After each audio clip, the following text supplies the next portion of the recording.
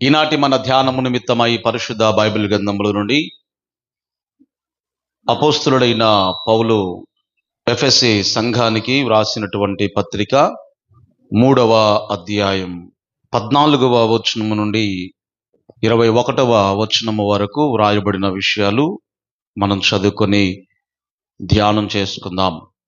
ఈ హేతువు చేత పరలోకమందును భూమి మీదను ఉన్న ప్రతి కుటుంబము ఏ తండ్రిని బట్టి కుటుంబము అని పిలువబడుచున్నదో ఆ తండ్రి ఎదుట నేను మోకాల్లోని మీ అంతరంగ పురుషుని యందు శక్తి కలిగి ఆయన ఆత్మ వలన బలపరచబడినట్లుగాను క్రీస్తు మీ హృదయములో విశ్వాసము ద్వారా నివసించున్నట్లుగాను తన మహిమైశ్వర్యము చొప్పున మీకు దయచేయవలెననియు మీరు దేవుని సంపూర్ణత యందు పరిపూర్ణులగునట్లుగా ప్రేమయందును వేరుపారి స్థిరపడి సమస్త పరిశుద్ధులతో కూడా దాని వెడల్పు పొడుగు లోతు ఎత్తు ఎంతో గ్రహించుకొనుటకును జ్ఞానమునకు మించిన క్రీస్తు ప్రేమను తెలుసుకొనుటకును తగిన శక్తి గల వారు కావాలనని ప్రార్థించుచున్నాను. మనలో కార్యసాధకమైన తన శక్తి చొప్పున మనం అడుగు వాటి కంటేను ఊహించు వాటి కంటేను అత్యధికముగా చేయ శక్తిగల దేవునికి క్రీస్తు యేసు మూలముగా సంఘములో తరతరములు సదాకాలము మహిమ కలుగునుగాక. ఆమేన్. అపోస్తులుడైనటువంటి పౌలు భక్తుడు రోమా చెరసాల్లో వేయబడినప్పుడు ఒక ఇంటిలో అతడు ఖైదీగా ఉంచబడినప్పుడు 4 ఉత్తరాలు పౌలు గారు రాశారు. బైబిల్ స్టడీలో మీకు గుర్తుండడానికి చెప్పాను. ఈపీసీపీ, ఎఫెసీ, ఫిలిప్పీ, కొలస్సీ, ఫిలోమోన్, ఈ 4 పత్రికలు కూడా అపోస్తులుడైన పౌలు భక్తుని ద్వారా చెరసాల్లో నుండి వ్రాయబడి ఉన్నాయి. 6 అధ్యాయాలు కలిగినటువంటి ఈ ఎఫెసీ పత్రికల్లో 3 అధ్యాయాల్లో ప్రథమ భాగంలో పౌలు గారు ఏం చెప్పాడు అంటే, దేవుడు మన కొరకు ఆయన ఏం చేశాడు, ఈ విషయాలు 3 అధ్యాయాల్లో పౌలు గారు చెప్పాడు. దేవుడు మన కోసం ఆయన ఏం చేశాడు అనే విషయాన్ని 3 అధ్యాయాల్లో తెలియజేశాడు. మిగతా 3 అధ్యాయాల్లో అంటే 4వ అధ్యాయం నుండి 6వ అధ్యాయం వరకు 2వ భాగంలో ఏం చెప్పాడు అంటే, దేవుడు మీకోసం అది చేశాడు కదా, మరి నీవు దేవుని కోసం ఏం చేయాలి అనే విషయాలు మిగతా 3 అధ్యాయాల్లో పౌలు భక్తుడు తెలియజేస్తూ ఉన్నాడు. జాగ్రత్త గమనించండి. ఆ వచనాన్ని ఎలా ప్రారంభించాడు అంటే, ఈ హేతువు చేత అని ప్రారంభించాడు. ఎలా ప్రారంభించాడు చెప్పాలి గట్టిగా. అది ఈ హేతువు చేత అని చెప్పి ప్రారంభించాడు. ఏంటి ఈ హేతువు చేత అంటే పైన ఏదో జరిగింది అవన్నీ చెప్పుకుంటూ వచ్చి ఈ వచనములు ఏమన్నాడు అంటే, ఈ హేతువు చేత పరలోకములో ఒక కుటుంబం ఉంది, భూమి మీద కూడా ఒక కుటుంబం ఉంది, ఈ 2 కుటుంబాలకు తండ్రి అయిన దేవుడు ఆయన పరలోకంలో ఉన్నాడు అని మాట్లాడుతూ నేను ఈలాగున ప్రార్థించుచుంటిని అని పౌలు గారు చెప్తూ ఉన్నాడు. ఈ హేతువు చేత అనే మాట రాయబడిన చూసారా? ఎందుకు ఆ మాట చెప్పాడు అంటే, మొదటి 3 అధ్యాయాల్లో మొదటి అధ్యాయంలో ఏం చెప్పాడు అంటే, మనం ఆరాధించే దేవుడు ఆయన త్రియేక దేవుడు, తండ్రి, కుమార, పరిశుద్ధాత్మ. త్రియేక దేవుడు అంటే 3 సమానమైనటువంటి వ్యక్తిత్వాలు కలిగినటువంటి వారు. ఈ మధ్య ఒక వీడియో చూశాను, బైబిల్ జ్ఞానవంతులను చెప్పుకునేవారు. వాళ్ళు ఏమన్నారు అంటే, తండ్రి అయినటువంటి దేవుడు యేసుక్రీస్తును కన్నాడు కదా, కాబట్టి మనం యేసునామములో ఎవరికి ప్రార్థన చేయాలి అంటే తండ్రి అయిన దేవునికి ప్రార్థన చేయాలి. మంచిదే, యేసునామములో తండ్రి అయిన దేవునికి ప్రార్థన చేయాలి. మరి యేసయ్యకు ప్రార్థన చేయకూడదు అంటే యేసయ్య ఏమన్నాడు, నా నామమున మీరు నన్నేమి అడిగినా కూడా నేను, ఎవరన్నారా మాట? యేసయ్య స్వయంగా అన్నాడు, నా నామమున మీరు నన్నేమి అడిగినా కూడా నేను చేస్తాను అన్నాడు. ఇంతగా మనం ఎవరికి ప్రార్థన చేయాలి మరి? తండ్రి అయిన దేవునికి చేయాలా, లేకపోతే యేసుక్రీస్తుకి ప్రార్థన చేయాలా, లేకపోతే పరిశుద్ధాత్మ దేవునికి ప్రార్థన చేయాలా? ఎవరికి ప్రార్థన చేయాలి అంటే, నువ్వు ఆత్మీయతలో ఎదుగుతున్నప్పుడు ఎవరిని ఏం అడగాలో నీకు అర్థమవుద్ది. మీకు అర్థమయ్యే స్టైల్లో చెప్తాను. చిన్న పిల్లలు ఉన్నారనుకోండి, వాళ్ళకి అప్పుడప్పుడే మాటలు వస్తున్నాయి, ఏం అర్థం కాలేదు, మాటలు వస్తున్నాయి. ఈ పిల్లోడికి బాగా ఆకలి అవుతా ఉంది, ఇంట్లో అమ్మ ఉంది, నాన్న ఉన్నాడు. ఈ పిల్లోడు ఏం చేస్తాడు అంటే, ఆకలి అవుతుందని నాన్న దగ్గరికి వెళ్ళి నాన్న ఆకలి అవుతుంది అంటాడు. లేకపోతే నాన్న పైన అమ్మ పైన నాకు ఆకలి అవుతుంది అంటాడు. అంతే, నాన్నకో అమ్మకో వినపడేటట్లుగా నాకు ఆకలి అవుతుంది అంటాడు. అప్పుడు నానో అమ్మో ఎవరొకరు విని ఆ భోజనాన్ని ఏర్పాటు చేస్తారు. కానీ ఈ పిల్లవాడు ఎదిగే కొలది ఆకలి అవుతుందని నాన్నకు చెప్పడు, కానీ ఎవరికి చెప్తాడు అంటే మమ్మీకి చెప్తాడు. ఎవరికి చెప్తాడు? ఎందుకంటే వండి పెట్టి తినిపించేది ఆమె కాబట్టి ఎదిగే కొలది ఆ జ్ఞానం అనేది వస్తూ ఉంటది. నాన్న ఏం అడుగుతాడు? నాకు అన్నం పెట్టమని అడగడు, ఫీజులు కట్టాలి, డబ్బులు కావాలి, ఇంకేదైనా మేజర్ పెద్ద పెద్ద ఏమైనా ఉన్నాయనుకోండి, ఎవరిని అడుగుతారు? చెప్పులు కావాలి, బట్టలు కావాలి, బెల్ట్ కావాలి, కళ్ళజోడు కావాలి, నాన్న అడుగుతారు. అమ్మనేం అడుగుతారు? మంచినీళ్ళు కావాలి, అన్నం కావాలి, ఇంట్లో ఏమైనా ఉంటే అవి అడుగుతారు. ఎలా తెలిసింది? పిల్లవాడు ఎదిగే కొలది ఎవరిని ఏమడగాలో అర్థమవుద్ది. ఇప్పుడు ఏమంటామంటే మనం ఎదిగిన వారం కాబట్టి ప్రార్థన మధ్యలో ఒకవేళ స్టార్టింగ్ లో పరలోకమందున్న మా తండ్రి అని పిలుస్తాం, కానీ మధ్యలో కొన్ని సందర్భాల్లో ఎవరికి ప్రార్థన చేస్తాము? యేసయ్యకు ప్రార్థన చేస్తాం. పిలిచింది ఎవరిని? తండ్రిని. మధ్యలో చేసేది ఎవరికి? యేసయ్యకు. మళ్ళీ ముగింపులో ఏమంటాము? యేసయ్య నామములో ఇది అడుగుతున్నాం తండ్రి అంటాం. మళ్ళీ ఏమంటాము? యేసయ్య నామములో. మరి యేసయ్యకి ఏం చేయాలి ప్రార్థన? పరిశుద్ధాత్మ దేవునికి ఏం చేయాలి అంటే ఎవరెవరిని ఏం అడగాలో ఆత్మీయతలో నీవు ఎదుగుతున్నప్పుడు నీకు అర్థమవుద్ది. ఉదాహరణకు, యేసయ్యా నీ రక్తంతో నన్ను కడిగి శుద్ధీకరించు అని యేసయ్యని అడుగుతాం. పరిశుద్ధాత్మ దేవుని అడగలేంగా. నా మాటలు మీకు అర్థమవుతున్నాను అనుకుంటున్నాను. అయ్యా నేను తప్పు చేశాను, పరిశుద్ధాత్మ దేవా నీ రక్తంతో కడిగాయి అంటావా? అనము. ఎవరిని అంటాం? తండ్రి అయిన దేవుని కూడా అనలేం. ఎవరిని అంటాము? యేసయ్యని అంటాం. అదే మీకు చెప్పా, పరిశుద్ధాత్మ దేవా నీ వరములతో నన్ను నింపయ్యా అని అంటాం. ఎవరిని? పరిశుద్ధాత్మ దేవుణ్ణి. అది నువ్వు ఆత్మీయతలో ఎదిగే కొలది ఎవరిని అడగాలో నీకు అర్థమవుద్ది. మనం ఆరాధించేటువంటి దేవుడు తండ్రి, కుమార, పరిశుద్ధాత్మ, త్రియేక దేవుడు, ముగ్గురు సమానమైనటువంటి వ్యక్తిత్వాలు కలిగిన వారు. ఒకరు ఎక్కువ, ఒకరు తక్కువ అనేది ఏమీ కూడా లేదు. ఆ విషయాన్ని మనం అందరము కూడా గ్రహించాలి. బైబిల్లో అంటే వీళ్ళు ఏమంటారు అంటే త్రియేకుడు అనే పదం బైబిల్ ఎక్కడైనా ఉందా? త్రిత్వం అనే పదం బైబిల్ ఎక్కడైనా ఉందా? వీళ్ళు కల్పించుకున్నారు ఇవన్నీ అని చాలా మంది చెప్తూ ఉంటారు. చాలా జాగ్రత్త గమనించినప్పుడు, ఇప్పుడు ఉదాహరణకు బైబిల్లో తాతయ్య అనే పదం కూడా లేదు. ఉందా? తాతయ్య అనే పదం లేదు. యాకోబు గారు అబ్రహాం ఏమని పిలవాలి మరి? మిమ్మల్ని యాకోబు గారు అబ్రహాంని ఏమని పిలవాలి? తాతయ్య అనే పదం లేదు కాబట్టి పిలవకూడదు అనే రూల్ ఏమీ లేదు. మనం అర్థం చేసుకొని దానికి ఆ పేరు పెడతాం మనము. అలాగే వీళ్ళు ముగ్గురు సమానమైన వ్యక్తిత్వాలు కలిగిన వారు కాబట్టి మనం ఏమన్నాము అంటే ఆయన త్రియేక దేవుడు. అందరు చెప్పండి ఈ మాట. ఎవరు మనం ఆరాధించే దేవుడు? ఆయన త్రియేక దేవుడు, ముగ్గురు సమానమైన వ్యక్తిత్వాలు కలిగిన వారు. మొదటి అధ్యాయములో పౌలు ఏం చెప్పాడు అంటే ఆ త్రియేక దేవుడు ఎవరెవరు ఏమేమి మన కోసం చేశారో ఆ మొదటి అధ్యాయములో ఆ విషయాలన్నీ కూడా తెలియచేస్తూ ఆయనను ఆరాధిస్తూ ఈ మొదటి అధ్యాయాన్ని ఆయన వ్రాశాడు. ఇక రెండవ అధ్యాయములో ఏం రాయబడింది అంటే మన అపరాధముల చేత పాపముల చేత చచ్చిన వారమై ఉన్నాము, చచ్చిపోయిన మనలను యేసయ్య వచ్చి బ్రతికించాడు. బ్రతికించడమే కాదు, పరలోకములో తండ్రితో పాటు ఆయనతో పాటు అక్కడ కూర్చుండబెట్టుకున్నాడు. కూర్చుండబెట్టడమే కాదు, మనం ఒక మందిరముగా కట్టబడినట్టుగా, ఒక సమాజముగా, ఒక సంఘముగా, ఒక దేవుని మందగా మనము కట్టబడినట్లుగా ఆయన మనలను కట్టుచూ ఉన్నాడు అని రెండవ అధ్యాయములో పౌలు గారు వివరిస్తూ ఉన్నాడు. ఇక మూడవ అధ్యాయములో ఏం చెప్పదలుచుకున్నాడు అంటే మొదటి వచనము నుండి 13వ వచనం వరకు ఇంతకుముందు యూదులు, గ్రీసు దేశస్థులు, ఇశ్రాయేలు ప్రజలు, అన్యులు అనే విభేదాలు ఉన్నాయి చూసారా? ఈ విభేదాలను యేసుక్రీస్తు వారు ఏం చేశాడు అంటే తన శిలువ రక్తము చేత మనలందరినీ కూడా ఏకం చేశాడు. ఇప్పుడు ఇందులో యూదులని లేదు, గ్రీసు దేశస్తులను లేదు, భారతీయులను లేదు, ఫలానా కులస్తులను లేదు, ఫలానా మతస్థులను లేదు. ఇప్పుడు ఎక్కడో ఉన్న వారందరినీ, యూదులను, ఇశ్రాయేలీయులను, అన్యులను, సమరయులను, అంటరాని వారిని, అగ్ర కులస్తులను అందరినీ కూడా ఒకే కుటుంబముగా చేసిన వాడు ఎవరై అంటే ప్రభు అయినటువంటి యేసుక్రీస్తు వారు. ఆమేన్ చెప్పండి గట్టిగా. అది చెప్తున్నాడు. పూర్వం మనం దేవుడు లేని ప్రజలముగా ఉన్నాము, ఇప్పుడు మనము దేవుడు కలిగినటువంటి ప్రజలము. మనలను ఆయన ఏకం చేశాడు అని మొదటి వచనము నుండి 13వ వచనం వరకు చెప్పుకొచ్చాడండి. ఇవన్నీ చెప్పాడు కదా. ఇక 14వ వచనములో ఏమన్నాడు అంటే ఈ హేతువు చేత. ఏ హేతువు చేత? పైన చెప్పినవన్నీ ఏంటవి? పైన అన్ని చెప్పాడు కదా. అందుచేత, ఈ హేతువు చేత, మరల చదవండి ఆ మాట.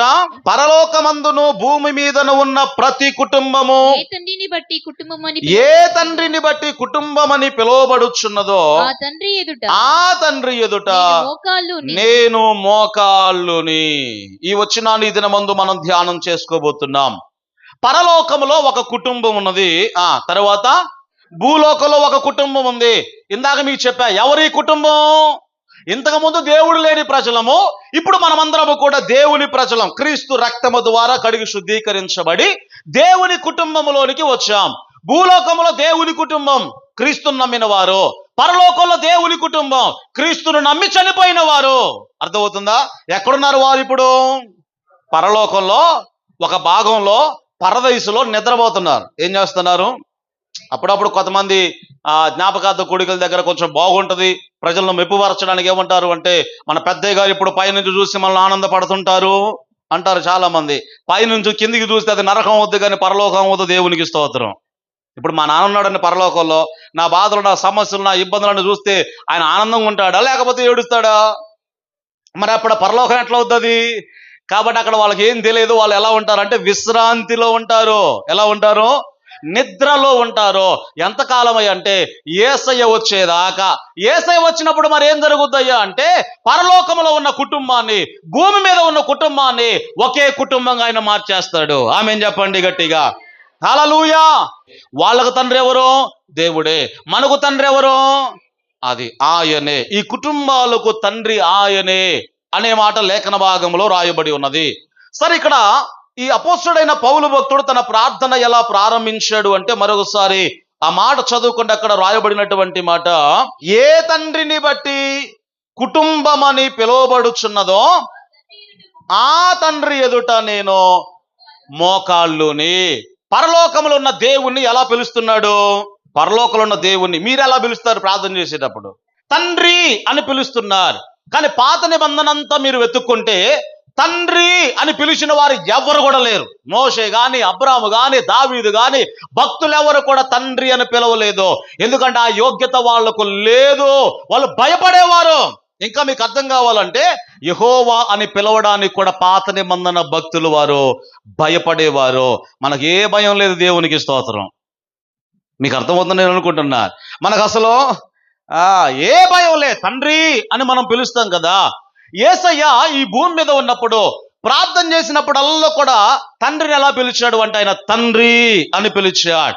గెత్సెమనే తోటలో కూడా యేసయ్య ప్రార్థన చేయడానికి వెళ్ళినప్పుడు ఆయన మోకాళ్ళుని పరలోకమందున్న తండ్రి అని పిలుస్తూ ఉన్నాడు. జాగ్రత్తగా మనం గమనించినప్పుడు తండ్రి అని పిలిచేటువంటి అర్హత, ఆ యోగ్యత మనకు ఉన్నదా?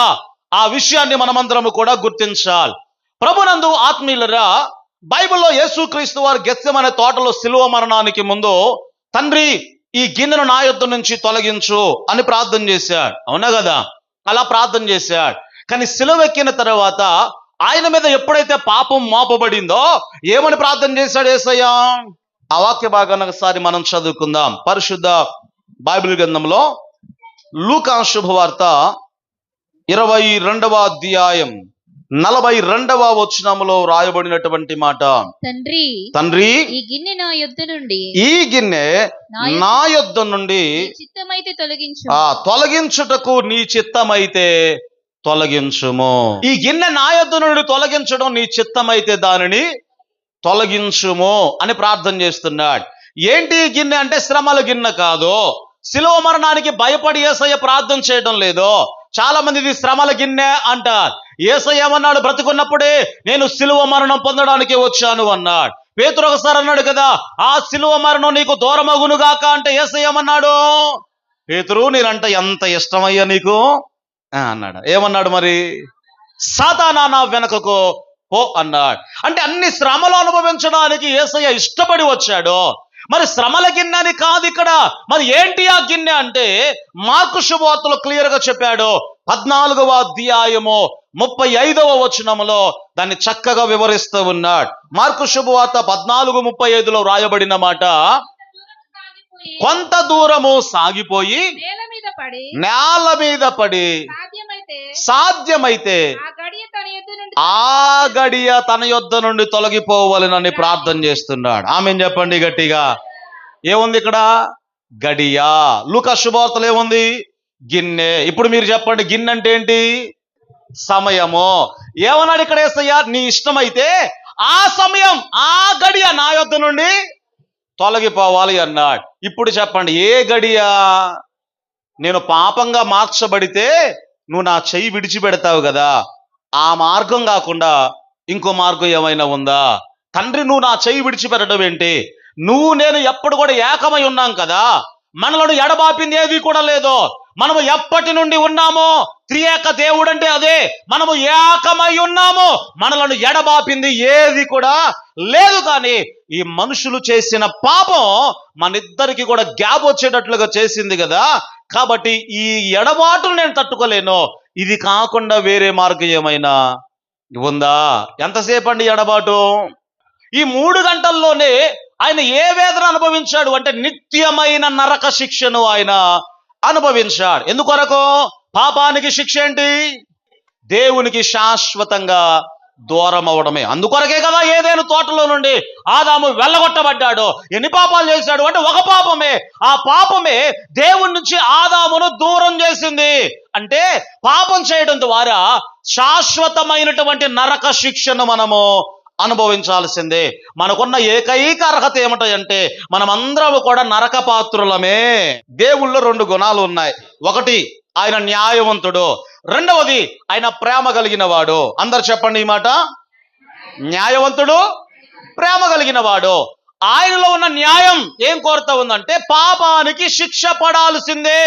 ఏంటా శిక్ష? పాపం చేసిన ప్రతి వాడు దేవునికి శత్రువు, దేవుని నుంచి వాడు దూరం కావాల్సిందే. అది దేవునిలో ఉన్న న్యాయం కోరేది. మరి దేవునిలో ఉన్న ప్రేమ ఏం కోరిందంటే ఆ శిక్ష మన మీద పడకూడదని కోరింది. ఈ 2 గుణాలు కలిగిన వాడు దేవుడు. తన స్వభావానికి విరుద్ధంగా దేవుడు ఏమి చేయడు.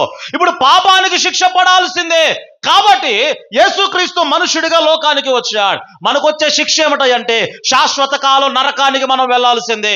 ఆయన దేవుడు కాబట్టి మానవుడిగా వచ్చి మనం పొందాల్సిన శాశ్వతమైన నరక శిక్షను 3 గంటల్లోనే శిలువ మీద యేసయ్య అనుభవించాడు. గల కారణం ఏమిటంటే ఆయన నిత్యుడగు తండ్రి గనుక. ఆమేన్ చెప్పండి గట్టిగా. హల్లెలూయా. ఏ దేవుడైనా నిత్యుడగు తండ్రి కాబట్టి 3 గంటల్లోనే ఏ శిక్ష అనుభవించాడు? ఆయన నిత్యమైన నరక శిక్ష, మన శిక్షను ఆయన అనుభవించాడు. ఆ టైంలో యేసయ్య మీద పాపం మోపబడినప్పుడు తండ్రి అయిన దేవుడు ఇప్పుడు యేసయ్యను ఎలా చూస్తున్నాడు? తండ్రి అయిన దేవుడు యేసయ్య మీద పాపం మోపబడినప్పుడు ఏ కోణంలో చూస్తాడు? ఆయన్ని పరిశుద్ధుడిగా చూస్తాడా, పాపిగా చూస్తాడా? ఎలా చూస్తాడు? పాపిగానే చూస్తాడు. ఆయన చేసిన పాపం కాదు, మనుషులందరి పాపం ఆయన మీద మోపబడింది. అంతకుముందు ఎలా ప్రార్థన చేశాడు యేసయ్య? తండ్రి, నీకు ఇష్టమైతే ఈ గిన్నె నా యొద్ద నుండి తొలగించు అన్నాడు. శిలువ ఎక్కిన తర్వాత కూడా మొట్టమొదటి మాట, తండ్రి, వీరేమి చేయుచున్నారో వీరికి తెలియదు అని ప్రార్థన చేశాడు. కానీ మనుషులందరి పాపం ఎప్పుడైతే యేసయ్య మీద మోపబడిందో, ఒక పాపిగా దేవుడు చూచాడు యేసయ్యను. దుష్టత్వాన్ని చూచి సహించలేనటువంటి దేవుడు కాబట్టి ముఖాన్ని చాటేసుకున్నాడు, చెయ్యి విడిచిపెట్టాడు. ఆ టైంలో యేసయ్య ఎలా ప్రార్థన చేశాడు అంటే ఒక పాపిగా తండ్రి అని పిలవడానికి సాహసించలేకపోయాడు. మరి ఎలా ప్రార్థన చేశాడు? ఒక పాపి దేవునికి ఎలా ప్రార్థన చేస్తాడో అలా ప్రార్థన చేస్తున్నాడు. ఏమని పిలిచాడో తెలుసా? నా దేవా, నా దేవా, నన్నెందుకొరకు నీవు చెయ్యి విడిచిపెట్టావు? యేసయ్య మీద పాపము మోపబడినప్పుడు ఒక పాపి ఎలా ప్రార్థన చేస్తాడో అలా ప్రార్థన చేస్తున్నాడండి. కానీ మనం ఏం చేస్తాం చెప్పండి? ఇక మనోళ్ళు కొంతమంది ఉంటారులేండి, ఈ ప్రార్థన, పరలోక ప్రార్థనలు చూసారా, అసలు అది చెప్పేటప్పుడు ఒక మంత్రం లాగా దాన్ని 100 సార్లు చెప్తారు కొంతమంది. నువ్వు ఎన్నిసార్లు నన్ను చెప్పు దేవునికి స్తోత్రం, ఒరిగేది ఏమీ లేదు అక్కడ. యేసయ్య అసలు ఎందుకు చెప్పాడయ్యా ప్రార్థన అంటే ఆ ప్రార్థన అదే చేయమని కాదు, ఆ ప్రార్థనే చేయమని కాదు. ప్రార్థన ఎలా చేయాలో మాకు నేర్పమయ్యా అంటే మీ ప్రార్థనలో ఇవి 2 ఉండాలిరా అన్నాడు. ఏంటది ఒకసారి చెప్పండి ప్రభు నేర్పినటువంటి ప్రార్థనల అంశాలు. పరలోకమందున్న మా తండ్రి, నీ నామం పరిశుద్ధపరచబడాలి, నీ రాజ్యం రావాలి, నీ చిత్తమే జరగాలి. ఏంటంటే మళ్ళీ చెప్పండి ఒకసారి. పరలోకమందున్న మా తండ్రి, నీ నామం నీ రాజ్యం, నీ చిత్తం, ఆ తర్వాత మా అన్నం. అంతేగా? ఆ తర్వాత అనుదిన ఆహారం నేడు మాకు. ఏంటి దీని అర్థం? ప్రార్థనలో నువ్వు నేర్చుకోవాల్సింది ఏమిటంటే, ముందు పర సంబంధమైనవి, దేవునికి సంబంధించినవి అడగాలి. తర్వాత భూ సంబంధమైనవి, నీకు సంబంధించినవి అడగాలి. అది నేర్చుకోకుండా ఇదే చెప్పాలి. ఎందుకోసం? యేసయ్య ఇలాగే చేయమన్నాడు. ఎలాగునా? ఈ ప్రార్థనే చేయమన్నాడు. ఈ 3 మొక్కలు నువ్వు 100 సార్లు చెప్పిన ప్రయోజనం ఉండదు. ఒక ప్రశ్న మిమ్మల్ని అడుగుతాను. ఇప్పుడు చిన్న చిన్న పిల్లలు ఉంటారండి, మాటలు రావు. వాళ్ళకి ఏమి నేర్పిస్తారు మీరు? అమ్మా అను అంటే అమ్మా అంటాడు, తాతయ్య అనంటే తాత అంటాడు, లేకపోతే డాడీ అనంటే డాడ్ అని పిలుస్తాడు. సరే, అట్లా చిన్నప్పుడు మనం ఏం చేస్తామంటే ఆ మాటలు నేర్పిస్తూ ఉంటా. పెద్ద అయిన తర్వాత కూడా అట్లాగే మాట్లాడతాడా? మాట్లాడటం ఏం చేస్తాడు? నేర్చుకుంటాడు. యేసయ్య కూడా ప్రార్థన ఎలా చేయాలో నేర్పయ్యా అంటే, మీ ప్రార్థనలో ఈ 2 ఉండాలి నాయన. ఒకటి పర సంబంధమైనవి అడగాలి, రెండవది భూ సంబంధమైనవి అడగాలి అని యేసయ్య వారికి ప్రార్థన నేర్పించాడు. దాని గురించి ఇప్పుడు నేను చెప్పడం లేదు, కానీ ఆ ప్రార్థనలో కూడా ముందు ఏమని పిలవాలి మనం దేవుణ్ణి? పరలోకమందున్న మా తండ్రి. యేసయ్య మీద పాపం మోపబడినప్పుడు, పాపిగా ఎంచబడినప్పుడు యేసయ్య ఏమని పిలిచాడు? నా దేవా. ఇప్పుడు మనం కూడా ఈ నోటితో అబద్ధాలు ఆడి, అన్యాయాలు చేసి, అక్రమాలు చేసి, చేయరాని కార్యాలను చేసి మోకాలేయగానే ఏమంటాము? తండ్రి. అయోగ్యత మనకుందంటారా? అందుకొరకే పాత నిబంధన భక్తులు తండ్రి అని పిలవడానికి భయపడేవాళ్ళండి. ఆ యోగ్యత వారికి లేదు. యెహోవా అనడానికి కూడా భయపడేవారు. ఎందుకొరకు? యెహోవా నామమును వ్యర్థముగా ఉచ్చరించేవాడిని దేవుడు నిర్దోషిగా ఎంచడు అనే మాటకు వారు భయపడి ప్రభువా అని పిలిచేవారు. కానీ కొత్త నిబంధన సంఘానికి దేవుడు ఏ అధికారం ఇచ్చాడు అంటే, తండ్రి అని పిలిచే అధికారం ఇచ్చాడు. గల కారణం ఏంటో తెలుసా? యోహాను శుభవార్త 1వ అధ్యాయములో రాయబడిన మాట, యేసు క్రీస్తు నందు ఎవరైతే విశ్వాసం ఉంచారో, ఎందరూ ఆయనను అంగీకరించారో వారందరికీ తన కుమారులు, తన కుమార్తెలు అవ్వడానికి ఆయన అధికారం ఇచ్చాడు. ఇప్పుడు క్రీస్తు నందు దేవుని మనం ఏమని పిలవచ్చు అంటే, తండ్రి అని పిలవచ్చు. అంత గొప్ప భాగ్యం ఇచ్చిన దేవునికి చప్పలు కొడుతూ ప్రభు నామాన్ని గణపరచుదాం. హల్లెలూయా. అందరికి అధికారం ఇచ్చాడు. ఏ రీతిగా అధికారం వచ్చింది? మనం చేయాల్సింది ఏమీ లేదు. నేను పాపినే, కానీ ఆ పాపపు శిక్ష ఎవరు అనుభవించారు అంటే, ఇప్పుడు కోర్టు ఉంది అనుకుందాం. కోర్టులో నువ్వు నిలబడ్డావు. ఓ వైపున అవతల అపోజిషన్ ఎవరంటే సాతానుడు ఉన్నాడు, ఈ వైపునేమో జడ్జి గారు ఉన్నారు. ఎవరున్నారు? జడ్జి గారు. ఆ వైపున నువ్వు ముద్దాయిగా అందులో ఉన్నావు. నీ మీద నేరారోపణ చేసేటువంటి సాతానుడు ఎక్కడ ఉన్నాడు. ఇప్పుడు సాతానుడు ఏమంటున్నాడు అంటే, తండ్రి అయిన దేవుడితో, వీడు పాపి కాబట్టి వాడు దూరం కావలసిందే. ఆదాము ఎలా వెళ్ళగొట్టబడ్డాడో, నేను తప్పు చేస్తే పరలోకంలో నుండి పాతాళానికి ఎలా తొక్కేశావో, నువ్వు న్యాయవంతుడు కదా, పాపాన్ని సహించలేవు కదా, ఈ శిక్ష వాడు అనుభవించాల్సిందే. ఏ శిక్ష? శాశ్వత కాలము వాడు నీకు దూరంగా నరకానికి వెళ్ళాల్సిందే. అది అపవాది మోపేటువంటి నేరం. ఎందుకంటే దేవుడు తన స్వభావానికి విరుద్ధంగా ఏమి కూడా ఆయన చేయడు. నువ్వు గొప్పోడే కదా, నువ్వు న్యాయవంతుడు కదా, నువ్వు పరిశుద్ధుడు కదా, పాపానికి శిక్ష ఏమిటంటే వాడు శాశ్వత కాలం నీకు దూరం కావాలి. అప్పుడు ఏం చేస్తాడు అంటే, జడ్జి గారికి నీకునో మధ్యలో ఒక లాయర్ ఉంటాడు. ఆయన లేచి నిలబడి ఏమంటాడు అంటే, నిజమే అతడు పాపం చేశాడు, ఆ శిక్షకు వాడు అర్హుడు, అయితే ఆ శిక్ష నా మీదకు ట్రాన్స్ఫర్ చేయబడింది. ఎందుకొరకంటే అతడు నన్ను ఆశ్రయించాడు కాబట్టి, నా రక్తములో కడగబడ్డాడు కాబట్టి, అతడు అనుభవించాల్సిన నిత్యమైన నరక శిక్ష 3 గంటల్లో శిలువ మీద నేను అనుభవించాను కాబట్టి ఇప్పుడు ఆ పాపపు శిక్ష నుండి వాడికి విడుదల దొరికింది. అదే పౌలు అన్నాడు కదా, ఇప్పుడు క్రీస్తు యేసునందున్న వారికి ఏ శిక్షా విధి లేదో. గట్టిగా చప్పలు కొడుతూ ప్రభు నామాన్ని గణపరచుదాం. హల్లెలూయా. ఒకప్పుడు ఉందేమో కానీ ఇప్పుడు క్రీస్తు యేసునందున్న వారికి ఏ శిక్షా విధి కూడా లేదు. అందును బట్టి క్రీస్తు రక్తములో కడగబడ్డాం కదా, ఇప్పుడు మనము తండ్రి అని పిలవడానికి అర్హులము. బైబిల్లో ఒక మాట చదివిస్తాను. యోహాను శుభవార్త 8వ అధ్యాయము 44వ వచనములో నుండి దేవుని వాక్యాన్ని మనం చదువుకుందాం.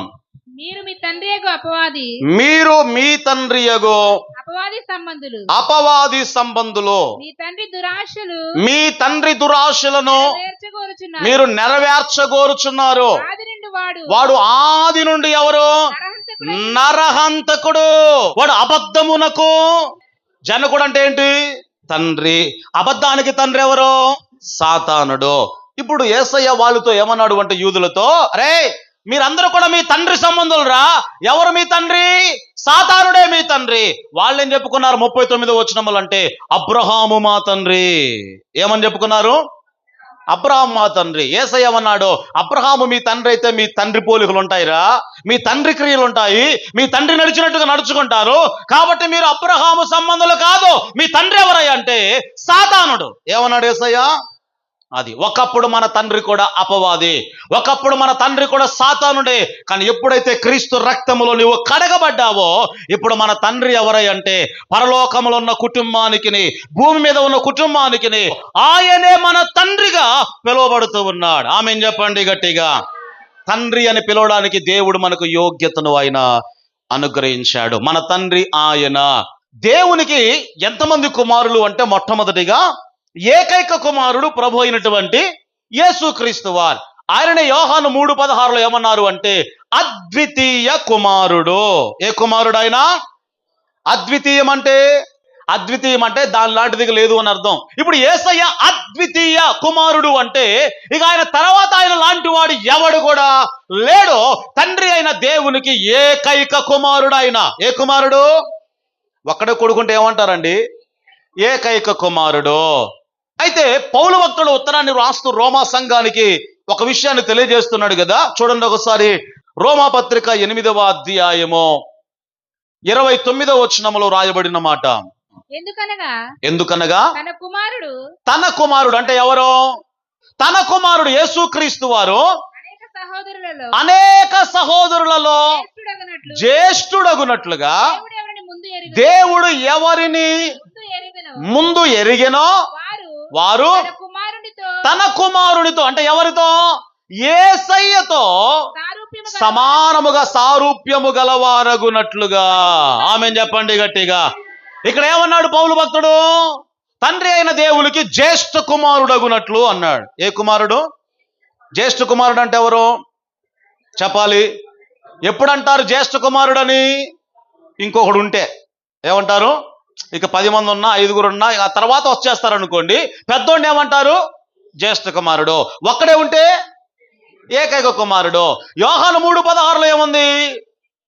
ఏకైక కుమారుడు. ఇక ఆయన లాంటోడు ఎవడు కూడా లేడు. పౌలు ఇక్కడ ఏమన్నాడు? జ్యేష్ఠ కుమారుడు అన్నాడు అంటే ఆయన లాంటి వారు ఇంకా ఉన్నారు అని అర్థం. మరి 2 మాటలు కరెక్టేనా అంటే 2 కరెక్టే. ఎలా కరెక్ట్ అయ్యి అంటే యేసయ్య తన రక్తాన్ని కార్చక ముందో, తన ప్రాణాన్ని ఇవ్వక ముందో తండ్రికి ఏకైక కుమారుడు ప్రభు అయినటువంటి యేసుక్రీస్తు వారు ఎప్పుడైతే తన రక్తాన్ని కార్చాడో, ఆయన రక్తములో ఎవరైతే కడగబడుతున్నారో, యేసు వలె జీవించడానికి ఎవరైతే ప్రయత్నం చేస్తున్నారో ఆయన సారూప్యములోనికి మార్చబడాలి అని, యేసులాగా మాట్లాడాలి, యేసులాగా ప్రవర్తించాలి, ఆయనలాగా నడవాలి, ఆయనలాగా చూడాలి అని ఎవరైతే ప్రయత్నం చేస్తున్నారో ఇప్పుడు వాళ్ళందరూ ఎవరై అంటే దేవుని కుమారులో, దేవుని కుమార్తెలో. ఇప్పుడు యేసయ్య తండ్రికి ఏమయ్యాడు అంటే పెద్ద కొడుకు అయ్యాడు. ఏమయ్యాడు? జ్యేష్ఠుడయ్యాడు. ఎందుకొరకు? అంతకుముందు ఆయన లాంటి వారు ఎవరు లేరు, ఇప్పుడు ఆయన లాంటి వారు చాలా మంది ఉన్నారు. దేవునికి స్తోత్రం. ఆమేన్ చెప్పండి గట్టిగా. హల్లెలూయా. ఎవరు ఆయన లాంటి వారు? మనమే. ఎవరు చెప్పండి? మనమే. ఇప్పుడు ఆయన లాంటి వారు కొడుకులు ఉన్నారు కాబట్టి, కూతుళ్ళు ఉన్నారు కాబట్టి యేసయ్య ఇప్పుడు ఏమయ్యాడు అంటే జ్యేష్ఠుడయ్యాడు అనే మాట రాయబడి ఉన్నది.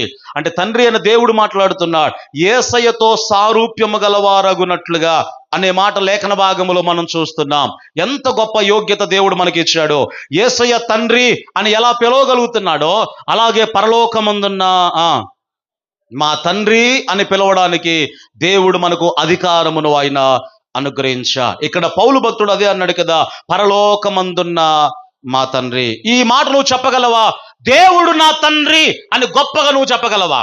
ఎంతమంది చెప్పగలుగుతారు? దేవుడు మా తండ్రి అని గర్వంగా ఎంతమంది చెప్పగలుగుతారు? మనం చెప్పేది గర్వంగా ఏంటో తెలుసా? ఇదిగో ఎమ్మెల్యే మా బంధువు తెలుసా? ఏం చెప్తారు?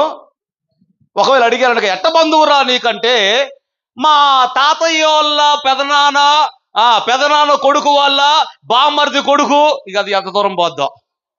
అంత దూరాన్ని కూడా ఏం చెప్తారో తెలుసా? ఎమ్మెల్యే మా బంధువు తెలుసా. ఎంత గొప్పగా చెప్పుకుంటావో. మనం గొప్పగా చెప్పుకోవాల్సింది ఏమిటంటే, పరలోకములో ఉన్న నా దేవుడు నాకు తండ్రి. అందరు చెప్పండి ఈ మాట. పరలోకములో ఉన్న నా దేవుడు నాకు తండ్రి, నేను ఆయన కుమార్తెను, నేను ఆయన కుమారుడును. చెప్పు. మీరు కుమారుని చెప్పండి, మీరు కుమార్తెలని చెప్పండి. అందరు చెప్పండి ఒకేసారి. పరలోకములో ఉన్న దేవుడు నా తండ్రి, నేను ఆయన కుమార్తెను. మీరు చెప్పారా? ఆమేన్ చెప్పండి గట్టిగా. హల్లెలూయా. అది ఇప్పుడు మనకు అధికారం ఉంది తండ్రి అని పిలవడానికి. ఎవరి నామంలో? అందుకొరకే ప్రార్థన మనం ఎలా చేస్తాము అంటే, తండ్రి నాకెక్కడుంది మోహం నీ దగ్గర రావడానికి, కానీ యేసయ్య నామంలో వస్తున్నాము. ఎట్లా చెప్తాము? యేసయ్య నామములో నీ సింహాసనం దగ్గరకు వస్తూ ఉన్నాం. మనకున్న ఏకైక అర్హత ఎవరై అంటే, ప్రభు అయినటువంటి యేసుక్రీస్తు వారు మాత్రమే. ఆయన మన తండ్రి. కాబట్టి పౌలు అలా పిలిచాడు. ఆయన మన తండ్రి అని పిలిచి, ఆయన ఎలా ప్రార్థన చేస్తున్నాడు, ఏమని ప్రార్థన చేశాడో, ఆ ప్రార్థనలో ఉన్న అంశాలు ఏంటో వచ్చే వారం మనం ధ్యానం చేసుకుందాం. దేవుని కృప మనందరికీ తోడై నడిపించును గాక.